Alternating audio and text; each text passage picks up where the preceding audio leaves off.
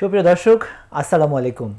বৈশাখের এই রৌদ্রোজ্জ্বল বিকালে আপনাদের সকলকে আন্তরিক শুভেচ্ছা ও ভালোবাসা জানিয়ে শুরু করছি আপনাদের প্রিয় চ্যানেল প্যানভিশন টিভির স্বাস্থ্য বিষয়ক সরাসরি নিয়মিত আয়োজন শরীর ও মন অনুষ্ঠানটি প্যানভিশন টিভিতে, প্যানভিশন টিভির অফিসিয়াল ফেসবুক পেজ এবং ইউটিউব থেকে সরাসরি সম্প্রচারিত হচ্ছে।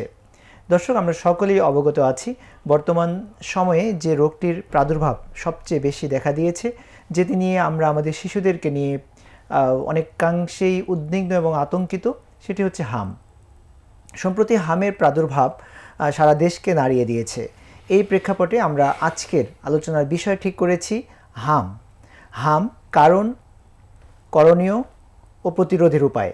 দর্শক, এই বিষয়ে আলোচনা করবার জন্য আজ আমাদের সাথে স্টুডিওতে উপস্থিত রয়েছেন একজন বিশিষ্ট শিশু ও নবজাতক রোগ বিশেষজ্ঞ, যিনি বর্তমানে ঢাকা মেডিকেল কলেজ হাসপাতালে শিশু রোগ বা পেডিয়াট্রিক্স বিভাগে সহযোগী অধ্যাপক হিসেবে কর্মরত রয়েছেন। আমাদের একান্ত প্রিয় ও শ্রদ্ধাভাজন ব্যক্তিত্ব doctor Nuruddin Talukdar sir. Sir, আসসালামু আলাইকুম। জি, ওয়ালাইকুম আসসালাম রহমতুল্লাহি ওয়া বারাকাতুহু।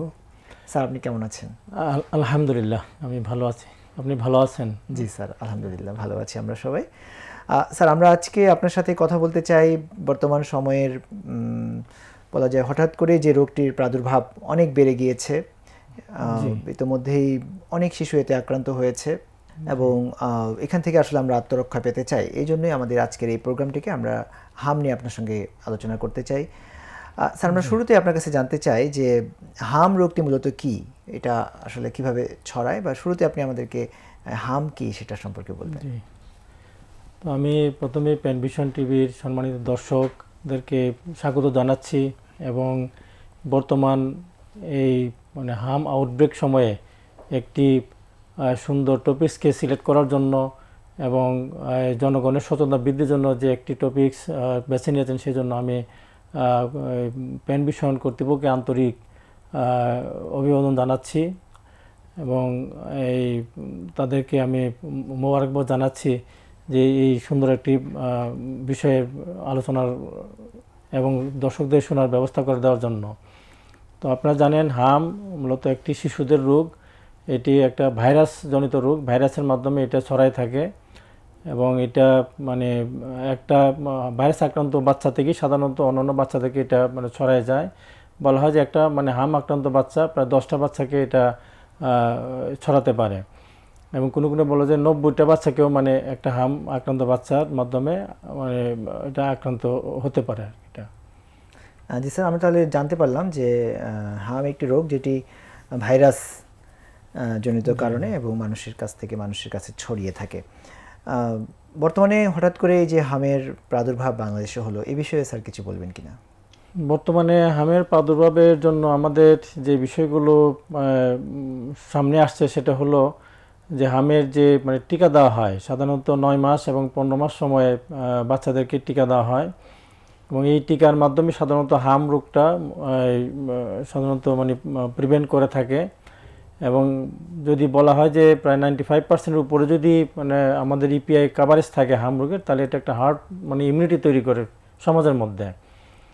তো বিগত 4-5 বছর, বিশেষ করে কোভিডের পরে আমাদের এই হাম টিকার যে বিষয়টা, এটা অনেকটাই একটু গাফলতির মধ্যে ছিল এবং যতটুকু টিকা দেওয়া দরকার ছিল অনেকেই একটা দিয়েছে তো আরেকটা দেয় নাই এবং পুরোপুরি কাভারেজ না থাকার কারণে বাংলাদেশের বিভিন্ন পকেটে এই হামের প্রাদুর্ভাবটা দেখা যাচ্ছে। বিশেষ করে জনসংখ্যার বৃদ্ধিও একটা বড় কারণ এবং ঘনবসতি এলাকা থাকার কারণে এটা দ্রুত আমাদের বিভিন্ন জায়গায় ছড়ায় যাচ্ছে। স্যার, হাম রোগটা কি তাহলে শিশুদেরই বেশি হচ্ছে? বিশেষ করে শিশুদেরই হয়, তবে বড়দেরও যারা অতীতে ইমিউনাইজ ছিল না তাদেরও এখন বর্তমানে কয়েকটা কেস আমরা পাচ্ছি পাওয়া গিয়েছে। দর্শক, আপনাদের জ্ঞাতার্থে জানিয়ে রাখি যে বাংলাদেশে গত কয়েক মাসে যে হামের প্রাদুর্ভাব হলো, এই হামের প্রাদুর্ভাবে এখন পর্যন্ত কয়েক হাজার রোগী নিশ্চিত হয়েছেন যে হামে আক্রান্ত এবং শিশুদের মধ্যে শতাধিক শিশু মৃত্যুর রিপোর্ট এসেছে, যার ফলে বিষয়টি নিয়ে এখন পুরো দেশ এবং বিশেষ করে সরকার অনেক বেশি কার্যকর পদক্ষেপ গ্রহণ করার জন্য বেশ কিছু পদক্ষেপ গ্রহণ করেছে। এই জন্য আমরা আজকের এই টপিকটা ঠিক করেছি, যাতে আমাদের কোনো শিশু বা কাউকেই এই হাম রোগে আক্রান্ত হতে না হয় বা হাম রোগে কোনো প্রাণ যেন ঝরে না যায়। দর্শক, অনুষ্ঠানটি প্যানভিশন টিভির অফিসিয়াল ফেসবুক পেজ এবং ইউটিউব থেকে সরাসরি সম্প্রচারিত হচ্ছে। আপনারা যদি এই বিষয়ের প্রাসঙ্গিক কোনো প্রশ্ন করতে চান তাহলে আপনারা ফেসবুক এবং ইউটিউবে কমেন্ট করার মাধ্যমে আপনাদের প্রশ্ন, অনুভূতি কিংবা মতামত জানাতে পারেন। যদি সরাসরি আমাদের সঙ্গে কথা বলতে চান তাহলে স্ক্রলে দেখানো নাম্বারটিতে ফোন করার মাধ্যমেও আপনারা প্রশ্ন করে আমাদের সম্মানিত অতিথির কাছ থেকে উত্তর জেনে নিতে পারেন। স্যার, আমরা হাম নিয়ে গুরুত্বপূর্ণ কিছু তথ্য আপনার কাছ থেকে পেলাম। হাম রোগের লক্ষণগুলো কী কী স্যার? ধন্যবাদ। হাম রোগের লক্ষণ হলো এই বাচ্চার জ্বর আসতে হবে, মানে বিশেষ করে মানে হাই রাইজ অফ টেম্পারেচার থাকে। তার সাথে অবশ্যই হামের যে মেইন মানে সিমটম সেটা হলো তার একটা গায়ে র্যাশ থাকা। এটা সাধারণত হামের র্যাশটা মানে মুখের মধ্যে প্রথমে আসে, বিশেষ করে কানের পিছনে এবং হেয়ার লাইন বরাবর আমরা বলি ছোট ছোট মানে দানার মতো থাকে, ওটা ইরিদেমাটাস র্যাশ বলা হয়। হ্যাঁ, এই র্যাশ সাথে যদি মানে তার মানে 3টা সি 2টা সি থাকতে হয়, কাফ, করিজা, কনজাংটিভাইটিস বলা হয় আর কি। হ্যাঁ, এই 3টা সি র্যাশ, হ্যাঁ, এগুলো যদি মানে কোনো বাচ্চার মধ্যে লক্ষণ দেখা যায় তাহলে অবশ্যই ডাক্তারের সাথে যোগাযোগ করতে হবে, তার হাম হয়েছে বলে মানে মনে করা হয় আর কি। এটা স্যার, হাম যদি এরকম কোনো লক্ষণ নিয়ে কোনো বাচ্চার প্রকাশ পায়, যদি কোনো বাচ্চা প্রকাশ পায় হামের এই লক্ষণসমূহ, তাহলে সেই মুহূর্তে ওইসব অভিভাবকরা আসলে তাৎক্ষণিকভাবে কোথায় যাবেন? বা এটা নিয়ে যেহেতু এটা নিয়ে মৃত্যুর কিছু রিপোর্ট এসেছে, যার ফলে যে কেউ উদ্বিগ্ন বা আতঙ্কিত হয়ে উঠবেন, ঠিক সেই সময়ে অভিভাবকরা কোথায় যাবেন? হাম সাধারণত একটি ভাইরাল রোগ। এটা সাধারণত এমনি ভালো হয়ে যায়, তার জন্য তেমন কোনো চিকিৎসার দরকার হয় না। বেশিরভাগ হাম আসে এবং নিজে নিজে একটা ইমিউনিটি তৈরি হয়। হামের সাথে যদি কোনো সময় মানে কাশি থাকে, হামের কিছু কমপ্লিকেশন থাকে, যেমন নিউমোনিয়া, তারপর এনকেফালাইটিস, কোনো সময় খিঁচুনি হইতে পারে। হ্যাঁ, এই সমস্ত যদি কোনো সমস্যা হয়, খেতে না পারা, এই সমস্ত ক্ষেত্রে সাধারণত আমরা বলি তাকে হাসপাতালে ভর্তি করার জন্য। যদি কোনো সময় তার ভেন্টিলেটর সাপোর্টও লাগে, সেজন্য হাসপাতালে থাকার জন্য মানে এটা প্রয়োজন হয়ে পড়ে। এবং অনেক সময় শুধুমাত্র আইসোলেশনের জন্য হাসপাতালে ভর্তি করার জন্য আমরা অ্যাডভাইস করে থাকি। জি স্যার, অনেক ধন্যবাদ। আপনার যদিও বিষয়টা নিয়ে আমরা কথা বলেছি যে হাম যদি সময় মতো নিয়ন্ত্রণে না নেওয়া হয় বা কোনোভাবে যদি চিকিৎসা বিলম্বিত হয় বা রোগটা ধরতে যদি বিলম্বিত হয়, তাহলে এর মারাত্মক পরিণতি কি হতে পারে? এর মারাত্মক পরিণতি হামের সাধারণত মানে নিউমোনিয়া হয়, এটা মানে সেকেন্ডারি ইনফেকশন হিসাবে। যে কোনো ব্যাকটেরিয়াল ইনফেকশন থেকে একটা মানে নিউমোনিয়া হয়, আমরা যেটা পোস্ট মেজেলস ব্রঙ্কো নিউমোনিয়া বলি, যেটা অত্যন্ত মানে কষ্টকর একটা মানে বিষয়, যেটা প্রতিরোধ করা অনেক সময় যাদের ইমিউনো কম্প্রোমাইজ থাকে তাদের জন্য এটা খারাপের দিকে চলে যায়, রেসপিরেটরি ডিস্ট্রেস এবং ভেন্টিলেটরের সাপোর্ট পর্যন্ত দরকার হয়। এবং এই হাম থেকে অনেক সময় মেনিনজাইটিস, হাম এনকেফালাইটিস একটা মানে বিষয় আছে, সেগুলো হতে পারে। এর মাধ্যমে বাচ্চার খিঁচুনি হতে পারে, অজ্ঞান হয়ে যেতে পারে। এবং পরবর্তীকালে কিছু কিছু মানে কমপ্লিকেশন দেখা যায়, যেটা আমরা মানে বলি এসএসপি, মানে হলো মানে ওই সাবএকুইট স্ক্লেরোজিং প্যানএনকেফালাইটিস। এটা অনেক সময় মানে ডেভেলপ হয় পরবর্তীকালে। তবে সাধারণত নিউমোনিয়ার জন্য যদি মানে বেশি কাশি থাকে, শ্বাসকষ্ট থাকে, সেই ক্ষেত্রে আমাদের হাসপাতালে ভর্তি হওয়ার জন্য আমরা মানে বলে থাকি। এবং এর পরিণতি হিসেবে সঠিক চিকিৎসা গ্রহণ না করলে অনেকের তো মৃত্যু হচ্ছে, এটা স্যার আমরা রিপোর্ট পেয়েছি। জি জি, যে সমস্ত বাচ্চাগুলো ইমিউনো কম্প্রোমাইজ, যাদের ইমিউনিটি কম, হ্যাঁ, বা যাদের মানে আগে কোনো সময় ভ্যাকসিন দেওয়া হয় না, হামের ভ্যাকসিনগুলো যারা মিস করেছে, তাদের ক্ষেত্রে সাধারণত এটা মানে মারাত্মক রূপ মানে ধারণ করে থাকে। যে সমস্ত বাচ্চারা আগে 2টা ডোজ পেয়েছে তাদের জন্য স্বাভাবিকভাবেই মানে হালকা জ্বর কাশির মধ্যেই সেগুলো মানে ভালো হয়ে যাচ্ছে। জি স্যার, হামের এরকম লক্ষণ সহ সন্দেহজনক কোনো রোগী যখন আপনাদের কাছে আসে, এটাকে নিশ্চিত করার জন্য কোনো পরীক্ষা নিরীক্ষা রয়েছে কিনা? হাম নিশ্চিত করার জন্য সাধারণত তেমন কোনো পরীক্ষা নিরীক্ষা দরকার হয় না। আমরা সাধারণত রোগীর সিমটম দেখেই আমরা এটা ডায়াগনোসিস করি। বিশেষ করে যদি গায়ে র্যাশ থাকে এবং মানে সর্দি, কাশি এবং তার যদি কনজাংটিভাইটিস আমরা বলি, এবং এর সাথে যদি জ্বর থাকে, তাহলেই আমরা মানে এটা হাম হিসাবে আমরা ধরে নিই। আরেকটা আছে যেটা মানে প্যাথোগনোমিক বলা হয়, এটা হলো মানে কপ্লিক স্পট বলা হয়। এটা গালের মধ্যে একটা লাল দানার মতো থাকে, তবে এটা খুব স্বল্প সময়ের জন্য এটা অ্যাপিয়ার হয় এবং এটা আমরা সাধারণত খুব বেশি মানে পাই না, যদি এটা মানে প্যাথোগনোমিক বলা হয়। আর যেটা মানে ব্লাড পরীক্ষার মাধ্যমে আমরা আইজিজি আইজিএম এটা সাধারণত আমরা রুটিনলি প্র্যাকটিস করি না। যদি আমাদের খুব বেশি কনফিউশন হয় সেই ক্ষেত্রে মানে দু একটা কেসে আমরা এরকম ব্লাড পরীক্ষার মাধ্যমে আমরা এটা কনফার্ম করতে পারি আর কি। এটা স্যার আপনি শুরুতেই এই যে কথাটি বলছিলেন যে হামের ছড়ানোর যে প্রক্রিয়া একজনের কাছ থেকে আরেকজনের কাছে ছড়ায়, তো যেহেতু শিশুদের এটা বেশি হচ্ছে, একই পরিবারে দেখা যায় কয়েকজন শিশু থাকে, তো সেই পরিস্থিতি অনুযায়ী সেই হামের রোগী, নিশ্চিত হামের রোগী যে রয়েছে যে পরিবারে, তাহলে তাকে কিভাবে আলাদা করে রাখা যায় বা সেটার ধন্যবাদ। এটা একটা মানে গুরুতর মানে একটা বিষয়। যদি হাম আক্রান্ত যদি কোনো শিশু থাকে এবং ওই বাসায় যদি মানে আরও শিশু থাকে, তাহলে ওই শিশু থেকে এটাকে মানে একটু পৃথক করতে হবে, তাকে একটা আলাদা ঘরে রাখা। হ্যাঁ, তার জন্য মানে আইসোলেশন ব্যবস্থা, তার খাওয়া ঘুমানো সব কিছু আলাদা করে মানে রাখার ব্যবস্থা করতে হবে। এবং তার ঘরে ঢোকার সময় ওই বাচ্চাকেও মাস্ক যদি সে মানে টলারেট করতে পারে তাহলে আমরা মাস্ক ইউজ করাবো। এবং যারা ঢুকবে তাদেরকেও মানে যে K95 মাস্ক ইউজ করার জন্য সাধারণত বলা হয়। তবে আমরা সাধারণ মাস্ক ইউজ করো, আমরা যতটুকু পারা যায় তাদের থেকে মানে একটু আইসোলেশন থাকার চেষ্টা করব।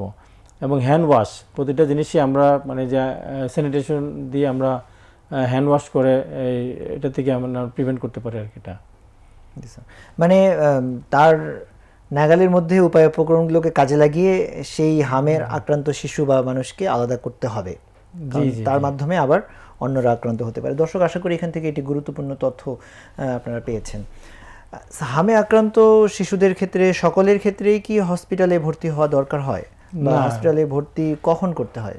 হাম আক্রান্ত মানে বাচ্চারা সাধারণত বাসায় থেকে আমরা সাধারণত চিকিৎসার জন্য মানে বলা হয়। যদি শুধু মানে হালকা কাশি সর্দি জ্বর থাকে তাহলে আমরা মানে অনেক সময় শুধু ভিটামিন এ ক্যাপসুলটা শুধু এখানে মানে তাকে দেওয়া হয়। এটা বয়স অনুপাতে যদি 6 মাসের নিচে হয় তাহলে 50,000 পাওয়ার একটা ক্যাপসুল একদিন, এবং সেকেন্ডেতে আমরা দেওয়া হয়। আর যদি মানে 6 মাস থেকে 1 বছর যদি বয়স হয় তাহলে তাকে মানে 1 লাখ পাওয়ার, মানে 1 লাখ বা 2 লাখ পাওয়ারের যেহেতু ক্যাপসুল পাওয়া যায় না, 50,000 পাওয়া যায়, আমরা 2টা ক্যাপসুল প্রথম দিন সেকেন্ড দিনতে 2টা দেওয়া হয়, মানে 6 মাস থেকে 1 বছর। আর 1 বছরের পূর্বে যারা তাদের জন্য আমরা 4টা ক্যাপসুলে 2 লক্ষ পাওয়ার হয়, সেটা প্রথম দিন, এবং সেকেন্ড ডেতে আমরা মানে এটা দিয়ে দিই মানে ভিটামিন এ ক্যাপসুলটা। এটা তার মিউকাস মেমব্রেনগুলো একটু ফ্রেজাল হয়ে যায়, সেগুলোর যাতে হেলদি থাকে, হ্যাঁ, এটা রোগ প্রতিরোধ ক্ষমতা মানে বাড়ায় আর কি। এটা সেজন্য আমরা ভিটামিন এ ক্যাপসুলটা শুধুমাত্র এখানে প্রেসক্রাইব করি। আর জ্বরের জন্য সাধারণত প্যারাসিটামল জাতীয় ওষুধ দেওয়া হয় তার টেম্পারেচার কন্ট্রোল করার জন্য। সর্দির জন্য বা মানে চুলকানি থাকলে আমরা অ্যান্টিহিস্টামিন দিয়ে থাকি। হ্যাঁ, এটি মানে সিম্পল চিকিৎসাই হলো মানে হামের। জি স্যার, হসপিটালে কখন ভর্তি করা দরকার হয় এবং সেক্ষেত্রে চিকিৎসা হসপিটালে মানে ভর্তির ক্ষেত্রে যদি আমরা মানে নিউমোনিয়া সাসপেক্ট করি, হ্যাঁ, যেহেতু মানে এটা একটা ভাইরাল ডিজিজ, ভাইরাল সাধারণত মানে নিউমোনিয়া খুব একটা করে না, এটা সাধারণত একটা সেকেন্ডারি ইনফেকশন হিসাবে, অনেক সময় ব্যাকটেরিয়াল ইনফেকশন থাকে। তখন যদি তার বেশি জ্বর থাকে, তারপরে মানে তার চেস্ট ইনডোয়িং থাকে এবং ফাস্ট ব্রিদিং থাকে, তার শ্বাসকষ্টর মানে যদি আমরা দেখি তাহলে আমরা তাকে হাসপাতালে ভর্তি করার জন্য মানে অ্যাডভাইস করে থাকি। হাসপাতালে ভর্তি হওয়ার পরে স্যার আপনি তো বাসায় চিকিৎসা নেওয়ার কিছু রেমেডির কথা বললেন, হসপিটালে ভর্তি হওয়ার পরে চিকিৎসার ব্যবস্থার মধ্যে কি কোনো বিশেষ সংযোজন কি করা হয়ে থাকে? যে সমস্ত বাচ্চাগুলো সাধারণত মানে বেশি কাশি থাকে, আমরা তাদের পালস অক্সিমিটারে দেখি তার শ্বাস মানে ঠিকমতো তার স্যাচুরেশন মেনটেন করতে পারতেছে কিনা, শরীরে অক্সিজেনের পরিমাণটা আমরা দেখি নেই। যদি মানে কম থাকে তাহলে তাদের জন্য মানে অক্সিজেনের ব্যবস্থা থাকে। এবং এই হাসপাতালে যে রোগীগুলি ভর্তি হয় সাধারণত সেগুলো আইসোলেটেড মানে থাকে। হ্যাঁ, বিশেষ করে আমাদের ঢাকা শহরে মানে 2টা মানে সেন্টার আছে, যেটা মানে ঢাকা ডিএনসিসি বলা হয়, ঢাকা নর্থ যে কেন্দ্র, সেখানে সাধারণত 1 বছরের উপরে যে বাচ্চাগুলো থাকে তাদেরকে আমরা ওখানে পাঠিয়ে দিই। 1 বছরের নিচে যেগুলো আছে সেগুলো মানে সাধারণত শিশু হাসপাতালে ভর্তির জন্য আলাদা একটা আইসোলেশন ওয়ার্ড আছে। আর আমাদের ঢাকা মেডিকেল কলেজেও আমাদের পরিচালক মহোদয় 2টা কেবিন, হ্যাঁ, 30 এবং 31 নম্বর কেবিন, এখানে 4টা করে বেড আছে, 8টা মানে বেড আইসোলেশন বেড থাকে, যাতে ওখানে শুধুমাত্র ওই হামের রোগীরা এখানে ভর্তি থাকে, অন্যান্য রোগীদের যাতে মানে এখানে হামটা ছড়ায় না যায় সেজন্য ওখানে আইসোলেশন হিসাবেও থাকে। আবার যদি কোনো সময় খারাপ হয়ে যায় তাদেরকে অক্সিজেনের ব্যবস্থা এখানে মানে করা যায় আর কি। এটা হামের চিকিৎসার জন্য অ্যান্টিবায়োটিকের কোনো ভূমিকা রয়েছে কিনা? হামের চিকিৎসার জন্য অ্যান্টিবায়োটিকের কোনো রোল নাই, তবে যদি আমরা নিউমোনিয়া চিন্তা করি তাহলে সেক্ষেত্রে আমাদেরকে অবশ্যই অ্যান্টিবায়োটিক দেওয়া লাগবে। মানে সেকেন্ডারি ইনফেকশন সেকেন্ডারি প্রিভেন্ট করার ইনফেকশন জন্য প্রিভেন্ট আমরা করা, প্লাস antibiotic যদি দিয়ে থাকি। মানে হয়ে যায় সেটাকে কিউর করার জন্য অ্যান্টিবায়োটিকের প্রয়োজন কারণ আছে। স্যার আমাদের দেখা গেল যে অনেক রোগী আছে যারা বিশেষজ্ঞ চিকিৎসকের কাছে আসার আগেই প্রাথমিক ধাপের অনেক ওষুধপত্র খেয়ে ফেলেন, এবং অনেকেই দেখা গেল যে এই জ্বর এসেছে বা এগুলোর কারণে অ্যান্টিবায়োটিক সহ বাচ্চাদেরকে খাওয়াইয়ে তারপরে আপনাদের কাছে আসেন। তাদের ক্ষেত্রে আপনি কি বলবেন স্যার? না, আসলে অ্যান্টিবায়োটিক আমাদের দেশে তো একটা মানে এখন একটা ফ্যাশন হয়ে গেছে যে কোনো জ্বরে সর্দি কাশিতে আমরা অ্যান্টিবায়োটিক ইউজ করি। আসলে অ্যান্টিবায়োটিক একটা যারা মানে রেজিস্টার্ড ডাক্তার ছাড়া এগুলো মানে ব্যবহার না করাটাই ভালো, কারণ এটার মাধ্যমে আমাদের বর্তমানে যে একটা অ্যালার্মিং বিষয়, আমাদের বিভিন্ন মানে যে অর্গানিজমগুলো বেশিরভাগই এখন রেজিস্ট্যান্স হয়ে যাচ্ছে। আমাদের যে নিউমোনিয়ার পেশেন্টগুলো পাই এখন স্বাভাবিক যে অ্যান্টিবায়োটিকগুলো কাজ করতেছে না, অনেক সময় একদম থার্ড জেনারেশন ফোর্থ জেনারেশন একদম সর্বশেষ যে মানে অ্যান্টিবায়োটিকটা ইউজ করার দরকার ছিল সেগুলো এখন আমাদেরকে ইউজ করতে হচ্ছে তার শুধু নিউমোনিয়া থেকে মানে রোগীকে মানে কিউর করার জন্য। এটা মানে আসলে আমাদের রাষ্ট্রীয়ভাবেও নিয়ম করা দরকার যাতে রেজিস্টার্ড ফিজিশিয়ান ছাড়া অ্যান্টিবায়োটিকের কোনো ব্যবহার না করা হয়। জি স্যার, আমরা একটি গুরুত্বপূর্ণ বিষয় আপনার কাছ থেকে জানতে পারলাম। শুধুমাত্র স্যার শিশুদের জন্য এবং আমাদের আগামীর ভবিষ্যৎ বা আগামীর ভবিষ্যতে বাংলাদেশের চিকিৎসা ব্যবস্থার এটাকে আরও সুন্দর রাখার জন্যে অ্যান্টিবায়োটিকের যে এখন যত্রতত্র ব্যবহার হচ্ছে, যে শিশু এবং বয়স্কদের সবার ক্ষেত্রেই তো এটা হচ্ছে, এখানে তো অ্যান্টিবায়োটিক রেজিস্ট্যান্স হয়ে পরবর্তী সময়ে আমাদের এখন প্রচলিত অ্যান্টিবায়োটিকগুলো কিন্তু অনেকগুলোই অনেকের ক্ষেত্রে কাজ করছে না। এই বিষয়ে স্যার যদি একটু কিছু বলেন। আমরা স্যার একটা ছোট্ট বিরতিতে যাব, আমরা বিরতির পরে এসে আবার হামের বাকি বিষয়গুলো নিয়ে আপনার সাথে কথা বলবো। পেনিসিলিন যিনি মানে আবিষ্কার করেছিলেন অ্যান্টিবায়োটিক, যার মাধ্যমে রোগ প্রতিরোধ করার জন্য একটা সূচনা হয়েছিল, তো উনি একটা মন্তব্য করেছিলেন যে এই পেনিসিলিন আবিষ্কারের মাধ্যমে কোটি কোটি মানুষের জীবন সেভ হবে, আবার এইটা যখন রেজিস্ট্যান্স হয়ে যাবে পরবর্তীকালে আবার কোটি কোটি মানুষের জীবনও একসময় মৃত্যুর মুখে ঢেলে পড়বে এইটা রেজিস্ট্যান্স হওয়ার কারণে। তো এটা আমাদের ভবিষ্যতের জন্য যাতে আমরা আমাদের যারা পরবর্তী প্রজন্ম আসবে তাদের জন্য যাতে আমরা চিকিৎসার ক্ষেত্রে তাদের মানে সঠিক অ্যান্টিবায়োটিক যাতে তাদের মানে মানে ব্যবহার করতে পারে, সেজন্য এখন থেকে আমাদেরকে মানে পরিকল্পনা করতে হবে। আমাদেরকে অ্যান্টিবায়োটিক ব্যবহারের ক্ষেত্রে অত্যন্ত সচেতনভাবে আমাদেরকে ব্যবহার করতে হবে, যাতে এই বর্তমানে যে অ্যান্টিবায়োটিকগুলো আছে সেগুলো রেজিস্ট্যান্স মানে না হয়ে যায়। অনেক ধন্যবাদ স্যার আপনাকে। আমরা স্যার হাম নিয়ে যে আলোচনা করছিলাম তার বাকি অংশ বিরতির পরে আপনার কাছ থেকে আমরা শুনবো ইনশাল্লাহ। আমাদের একটি বিরতির সময় হলো, আমরা বিরতি করে ফিরে আসছি। সুপ্রিয় দর্শক, আপনারা দেখছিলেন খুবই গুরুত্বপূর্ণ আলোচনা হাম, কারণ, করণীয় ও প্রতিরোধের উপায়। আমাদের সময় হলো ছোট্ট একটি বিরতির, আমরা বিরতির পরে আবারও একই আলোচনায় ফিরে আসছি, ততক্ষণ আমাদের সঙ্গে থাকবেন।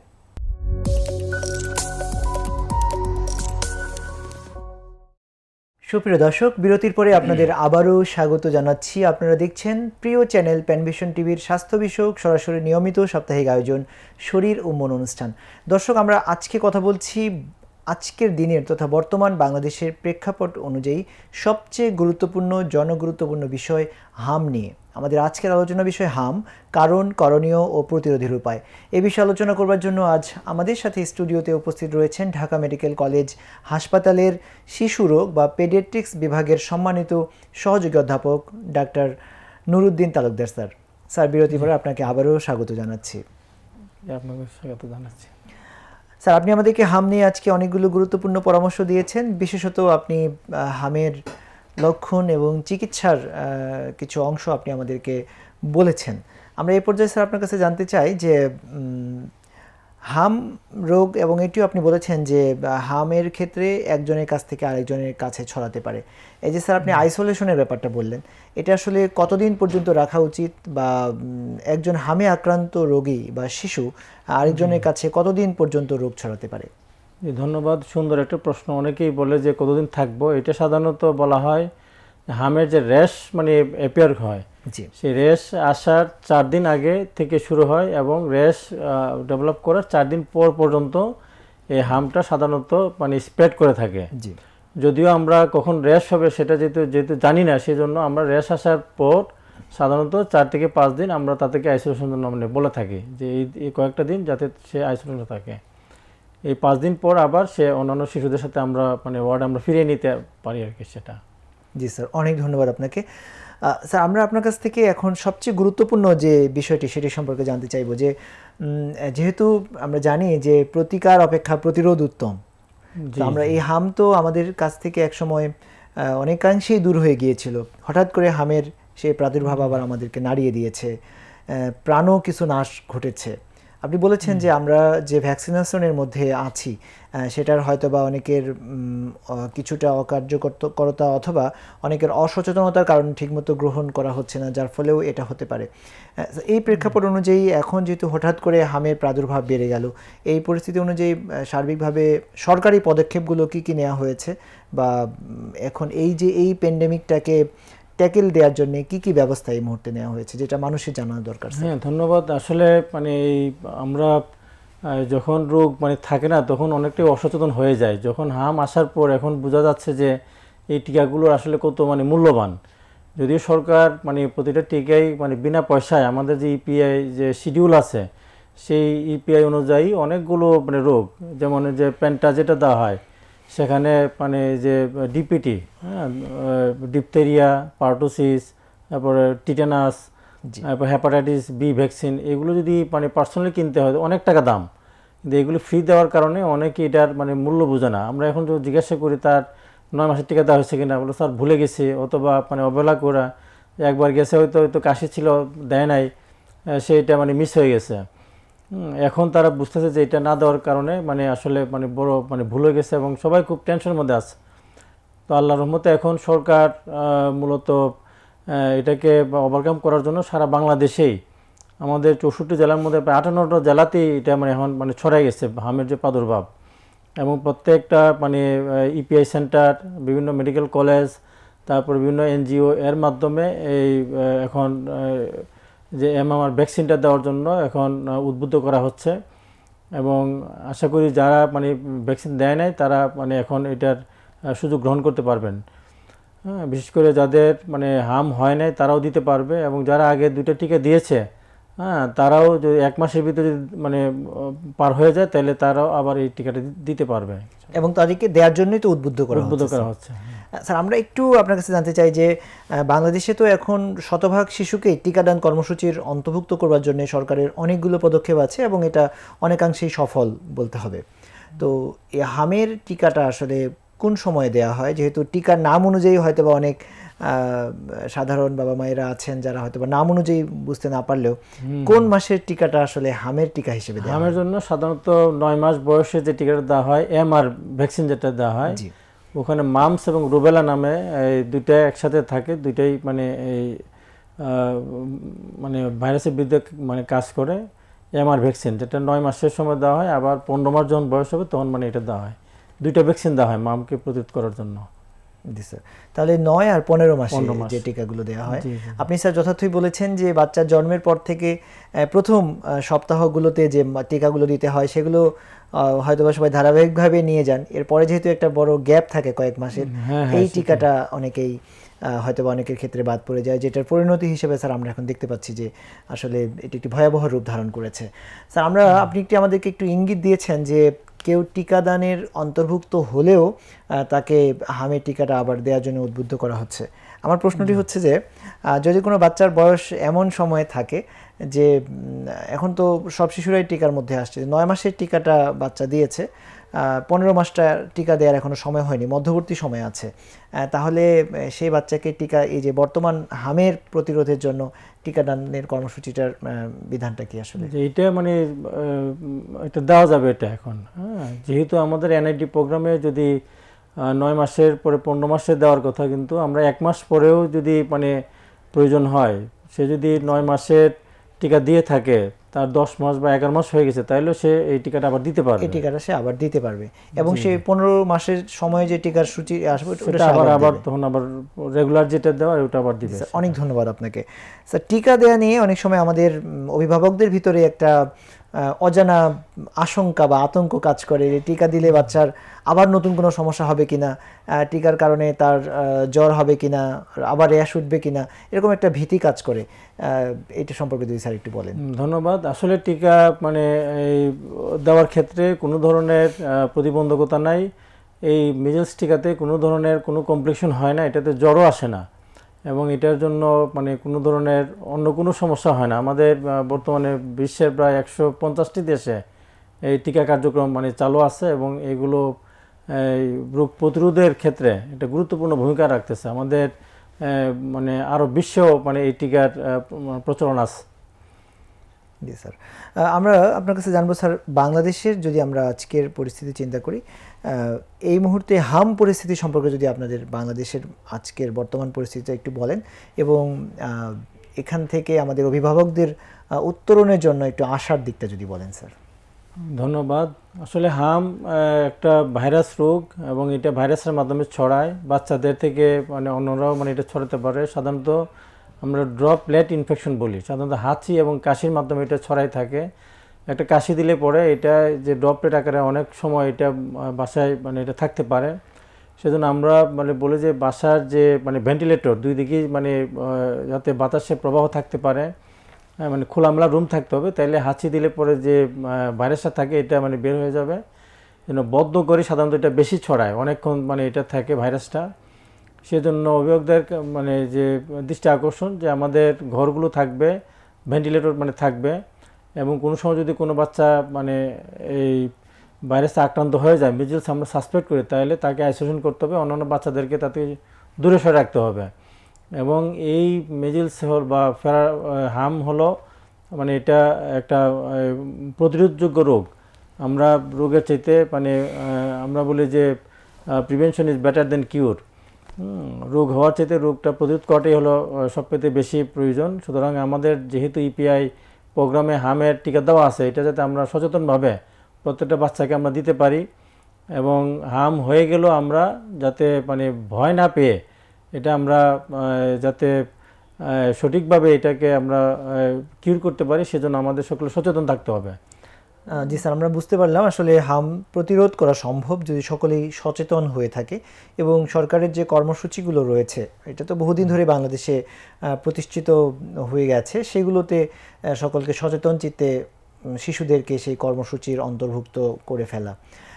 আমরা স্যার আপনার কাছ থেকে এ পর্যায়ে জানতে চাই যে যদি কোনো শিশু হামে আক্রান্ত হয়ে থাকে, আমরা জানি যে শিশুরা হচ্ছে আমাদের জন্যে আমাদের আবেগ, ভালোবাসা, আমাদের সংবেদনশীলতার কেন্দ্রে থাকে। তো কোনো শিশু কোনো পরিবারে যদি হামে আক্রান্ত হয়ে থাকে তার জন্য আতঙ্কের কোনো বিষয় আছে কিনা? না, সেটা বলছি যে আমরা মানে এখন আতঙ্ক ছড়ায় পড়ছে, কিন্তু এটা আতঙ্কিত হওয়ার তেমন কিছু নাই। আমাদের যে মৃত্যুর হার যেগুলো মানে হচ্ছে সাধারণত মানে এটা অনেক ধরনের মানে কমপ্লিকেশনের মাধ্যমে হচ্ছে। আমাদের প্রায় 200-র অধিক হাম রিলেটেড বিভিন্ন কমপ্লিকেশনে মানে মারা যাওয়ার সংবাদ আমরা পাই। কিন্তু যেগুলো আমাদের কনফার্ম করার জন্য যে ব্যবস্থা আমাদের রোগ তথ্য বিভাগে আছে, সেখানে আমরা দেখলাম যে প্রায় 38টা রোগ সম্ভবত মানে কনফার্ম মানে হয়েছে মিজেলস ভাইরাস দিয়ে আক্রান্ত হয়ে মারা গেছে। তো এটা সাধারণত অন্যান্য সময়ও এই ধরনের নিউমোনিয়াতে অনেক সময় মারা যায়, কিন্তু যেহেতু এখন হামের একটা প্রাদুর্ভাব হয়েছে সেজন্য আমাদের মধ্যে একটা আতঙ্ক বিরাজ করতেছে এবং এই স্বাভাবিক মৃত্যুটাও অনেক সময় আমরা অনেকটা আতঙ্কের মানে পরিণত হয়ে গেছে। সেজন্য আতঙ্কিত না হয়ে আমাদেরকে মানে সঠিক ব্যবস্থাপনা করতে হবে, সঠিকভাবে সঠিক জায়গায় আমাদের বাচ্চাদেরকে নিয়ে যেতে হবে। হ্যাঁ, তাহলে আশা করি আমরা আমাদের বাচ্চাদেরকে এই হাম রোগ হলেও আমরা ইনশাল্লাহ এটা মানে কিউর করতে পারবো। এবং যেহেতু এটা ন্যাচারাল মানে প্রসেসের মাধ্যমে এই র্যাশটাও সাধারণত মাথার দিকে উঠে মুখের মধ্যে কিছুটা র্যাশ থাকে, পরে 1 সপ্তাহ পরে এটা নিচের দিকে মানে গায়ে চেস্ট এবং অ্যাবডোমেনের দিকে নেমে যায়, সেন্টিপিটাল উপর দিকে নিচের দিকে নেমে এই মানে র্যাশটাও একসময় চলে যায়, একসময় বাচ্চা ভালো হয়ে যায়। সেজন্য আমাদের প্রয়োজন হলো পুষ্টিকর খাবার, বাচ্চাকে মানে যাতে ম্যালনিউট্রিশন বাচ্চাদের একটু বেশি সমস্যা হয় সেজন্য তাদেরকে এই খাবার দাবারের ক্ষেত্রে একটু ব্যালেন্স ডায়েট আমরা যদি দিতে পারি এবং সময় মতো টিকা দেওয়া, আর রোগ হলে পরে যথাযথ চিকিৎসকের মাধ্যমে যাতে আমরা এটার চিকিৎসা করতে পারি, তাহলে ইনশাল্লাহ এই হাম রোগের যে মৃত্যুর হার সেটা আমরা কমাতে পারবো ইনশাল্লাহ। জি স্যার, অনেক ধন্যবাদ। স্যার, আপনি খাদ্যাভ্যাসের একটি কথা উল্লেখ করেছেন। আমরা একটু আপনার কাছ থেকে জানবো একটু মানে এক্সটেন্ডেড ফর্মে, যে একটা হচ্ছে হামের আক্রান্ত শিশুদের জন্য খাবারের কোনো বিশেষ নিয়মকানুন আছে কিনা, কারণ আমাদের দেশের একটা সংখ্যক মানুষের, বিশেষ করে প্রান্তীয় কিছু মানুষের একটা ধারণা যে কিছু বিশেষ রোগের জন্য কিছু বিশেষ খাওয়া দাওয়ার বিধিনিষেধ রয়েছে। হামের ক্ষেত্রে এরকম কোনো কিছু রয়েছে কিনা? এটা অনেক সময় আছে যে স্যার মাছ খাওয়া যাবে কিনা হাম হলে পরে, আমরা বলি যে সব ধরনের খাবার খেতে পারবে, যেহেতু এটা ভাইরাল রোগ, ভাইরাস তার নিজস্ব ইয়াতে এটা বৃদ্ধি হবে। আমরা যে প্যাথোলজিতে পড়েছি log phase, lag phase, status phase, এরকম এটা প্রথম দিকে বাড়বে, তারপরে একটা নিজেরা একটা অ্যান্টিবডি তৈরি হবে এবং এটা স্ট্যাটিস ফেজে চলে যাবে এবং একসময় এটা ডিক্লাইন হয়ে এটা আপনি আমাদের বডি থেকে এটা এলিমিনেট হয়ে যাবে। এবং যাওয়ার সময় তার একটা ভালো একটা এটা একটা ফেট হয়, যে হাম হয়ে যাওয়ার পরে তাদের যে রেখে যাওয়া অ্যান্টিজেন থেকে অ্যান্টিবডি তৈরি হয়, এটা একটা ন্যাচারাল ইমিউনিটি তৈরি হয়ে যায়। অর্থাৎ একবার আমরা বলি যে একবার যাদের হাম অথবা বসন্ত হয়ে যায় তাদের জন্য পরবর্তীকালে আর ভ্যাকসিনই প্রয়োজন হয় না, এটা ন্যাচারাল ইমিউনিটি হিসাবে ভ্যাকসিন হিসাবে কাজ করে। হ্যাঁ, সুতরাং এটা খাওয়া দাওয়ার ক্ষেত্রে সব ধরনের খাবার খেতে পারবে, তবে যাদের কোনো কিছু অ্যালার্জি থাকে, যেহেতু এমনি তার ইচিং থাকে, অ্যালার্জি খাবারটা আমরা একটু অ্যাভয়েড করতে পারি আর কি। জি স্যার, অনেক ধন্যবাদ। এবং সর্বশেষ পর্যায়ে আমরা চলে এসেছি। আমরা শেষ প্রশ্নটির উত্তর আপনার কাছ থেকে এভাবেই শুনতে চাই যে হাম প্রতিরোধের জন্য আপনি যদিও স্যার আমাদেরকে কিছু এ বিষয়ে ইঙ্গিত দিয়েছেন, আমরা এটাকেই আরেকটু বলবো যে সাজিয়ে আমাদের দর্শকদের জন্য একসঙ্গে শুনতে চাই যে হাম যাতে করে না হয় এবং এটা যেন আমরা বাংলাদেশ থেকে ইরাডিকেট করে ফেলতে পারি। বিশ্ব থেকে ইরাডিকেশনের জন্যও তো চেষ্টা চলছে। তো হাম প্রতিরোধের জন্য আমাদের ব্যক্তিগত, পারিবারিক, সামাজিক এবং রাষ্ট্রীয়ভাবে কি কি পদক্ষেপ কিছু নেওয়া হয়েছে এবং আর কি কি নেওয়া প্রয়োজন? জি জি, ধন্যবাদ। এটা আসলে খুবই গুরুত্বপূর্ণ। আমরা যেহেতু আমাদের এই বাংলাদেশের যে হেলথ সিস্টেম আসলে এত সুন্দরভাবে এটাকে ডেভেলপ করা হয়েছে, যে আমাদের যারা হেলথ অ্যাসিস্ট্যান্ট আছে বা ফ্যামিলি ওয়েলফেয়ার ভিজিটর আছে, তাদের যে কর্মদক্ষতা এবং সারা বাংলাদেশে যে ইপিএস সেন্টারগুলোতে তাদের যে কর্মসূচি, হ্যাঁ, এটা অত্যন্ত প্রশংসনীয়। সারা বিশ্বে এটা মূলত সুনাম অর্জন করেছে। বাংলাদেশ এক সময় যে সময় বিভিন্ন সংক্রামক রোগের অনেক রোগের মৃত্যু হতো, সেই ক্ষেত্রে থেকে আমরা অনেকটা প্রায় জিরো পর্যায়ে নিয়ে আসা হয়েছিল। আজকে আমরা বাচ্চাদেরকে এখন যে ধনুষ্টঙ্কার, হুপিং কফ, হ্যাঁ, যেগুলো মেয়াদি কাশি, আগের দিনের যারা মুরব্বী ছিল তারা এখন চিনতে পারে মেয়াদি কাশি। আমরা এখন যারা স্টুডেন্টকে পড়াই তাদেরকে কখনো যে পার্টুসিস কি, এটা আমরা এখন দেখাইতে পারি না। টিটেনাস এখন আমরা নাই বললেই চলে। এইগুলো মূলত আমাদের হেলথ সিস্টেমের ডেভেলপ করার কারণে, হেলথ অ্যাসিস্ট্যান্ট যারা আছে তাদের আন্তরিকতার কারণে, হ্যাঁ, শুধু ইপিএস সেন্টার না, তারা যেখানে বাদ পড়া শিশু থাকে তাদের ঘরে ঘরে গিয়ে, হ্যাঁ, টিকার যে একটা কার্যক্রম, এইগুলির কারণে বাংলাদেশে এই সমস্ত ইনফেকশাস ডিজিজগুলো আজকে আমাদের অনেকাংশেই আমরা এলিমিনেট করতে সক্ষম হয়েছি। আমরা পোলিও মূলত এখন এটা বাংলাদেশে প্রায় ইরাডিকেট পর্যায়ে চলে গেছে। তো হামও মোটামুটি আমাদের দেশে কমে গিয়েছিল, শুধুমাত্র আমাদের নেগলিজেন্সির কারণে এবং কিছুটা উদাসীনতার কারণে আমাদের মধ্যে আবার এটা দেখা দিয়েছে। এবং বর্তমান সরকার যে প্ল্যান নিয়েছে, সারা বাংলাদেশের এখন প্রতিটা জেলায় এই ভ্যাকসিনের যে কার্যক্রম শুরু হয়েছে, এর মাধ্যমে আশা করি যে আগামী কয়েক মাসের ভিতরেই এই হামটা আমাদের নিয়ন্ত্রণে চলে আসবে এবং ভবিষ্যতে যাতে কোনো বাচ্চা হামের টিকা থেকে বাদ না যায় সেজন্য অভিভাবক এবং রাষ্ট্রীয়ভাবেও আমাদের সচেতন থাকতে হবে এবং প্রতিটা বাচ্চা যাতে এই টিকার আওতায় আসে সেজন্য সকলেই সজাগ এবং সচেতন থাকতে হবে। তাহলে আমরা আমাদের যে ভবিষ্যৎ বংশধর, আমাদের যারা ভবিষ্যতে কর্ণধার হবে, সেই ছোট মনিদেরকে, ছোট বাচ্চাদেরকে আমরা একটা সুস্থ এবং একটা সুন্দর জীবন আমরা উপহার দিতে পারবো।